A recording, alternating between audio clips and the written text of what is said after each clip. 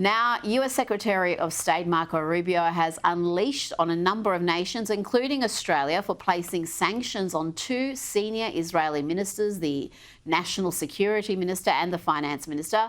Rubio said in a statement that these sanctions do not advance US-led efforts to achieve a ceasefire, bring all hostages home and end the war, and that the United States urges the reversal of the sanctions and stands shoulder to shoulder with Israel. Here's what Australia's Foreign Minister Penny Wong had to say about this matter. Australia has applied targeted financial sanctions and travel bans to two senior ministers in the Israeli government, Ministers Ben-Gvir and Smotrich, for their role in serious human rights violations and abuses relating to Israeli settler violence in the West Bank. We have applied those measures in coordination with Canada, New Zealand, Norway and the United Kingdom. And together, these countries are sending a message. You have ignored the international community and we do not tolerate it. Saxon, what is this action by Australia and a bunch of other countries, UK, Canada, Norway, New Zealand? What's it likely to achieve?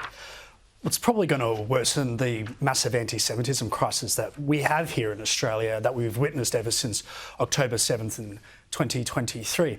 I mean, other than that, I don't see any point why we should involve ourselves in a conflict in the Middle East, particularly, and also we should not be undermining the only liberal democracy in the Middle East in a war against terrorism. I don't think this will achieve much in the broader global politic, but it will certainly fan the flames of anti-Semitism here at home. Well, it's certainly upset the Americans, Prue. I mean, that is not a good situation right before the PM is due to meet with President Trump to have the US condemning our action. You really have got to wonder what we are thinking. It's going to be quite an uncomfortable meeting, I think, for Albanese with Trump, because we're out of step with them in so many ways. But this in particular, this government hasn't got a mandate. They didn't go to the voters and say that this is what they're going to do to Israel. How dare they? And it's so extraordinary that we have this situation where we have a democracy, the only democracy in the Middle East, that is being attacked and sanctioned by, the rest of us. And it's appalling what's going on. What about the misdirection of your angst to Hamas, the terrorists? That's what you should be doing.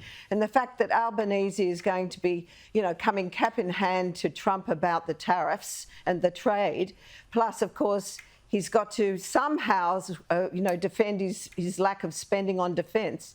And now it's going to be a very uncomfortable meeting. He's not making it easy for himself. No. Now, before you two go, I need to get your take on the project being no more. It's been revealed now that nearly 100 jobs will be impacted by Channel 10's decision to axe its flagship current affairs program. It's been on air 16 years. There were reportedly tears in the newsroom as Channel 10 President Beverly McGarvey addressed staff and told them that the lefty talk fest, she didn't call it that, that's my term, she said it just doesn't stack up any longer. She also said it's a clickbaity show and you guys had to live through that. But I think more than anything, there's a lot to be proud of, and we're really proud of the show, and we're really sad this day had to come. And it's just a reality that it did. I don't know how sad she is. Those comments are a little bit all over the place, Prue. Are you going to miss the project? I know some people hate watching it. Well, frankly, I can't stand it. I would never watch it because a bunch of poor comedians trying to be funny about, woke things just doesn't cut it. And the writing's been on the wall for that show. It's been on borrowed time for so long because the ratings have been so pathetic and they've been out of sync. That and Q&A, I will be dancing on their graves. I'm very sad for the people who've lost their jobs, the people behind the news, the cameras, but otherwise, good riddance. Saxon, you're a millennial. You're the target demographic for this program. Will you miss it? Have you been hate watching it or, in fact, admiring it? No, I will not miss it. And this whole thing really, I mean, if a tree falls in the forest and no one sees it, did it really happen? I mean, it's the same with Q&A, as Prue said. This isn't going to really change the media diet of many Australians. I'm surprised it's survived for 16 years, considering that, I mean, the ratings have been suffering ever since, 2016, 2017? It's almost a decade ago now. I'm really surprised it has lasted this long, and I don't think this will meaningfully change any Australian's life.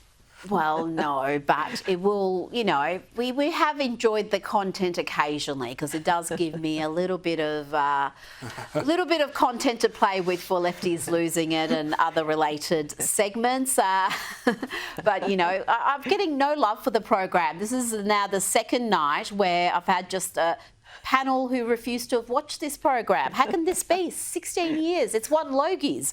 Saxon Davidson, Prue MacSween, thank you for your time tonight.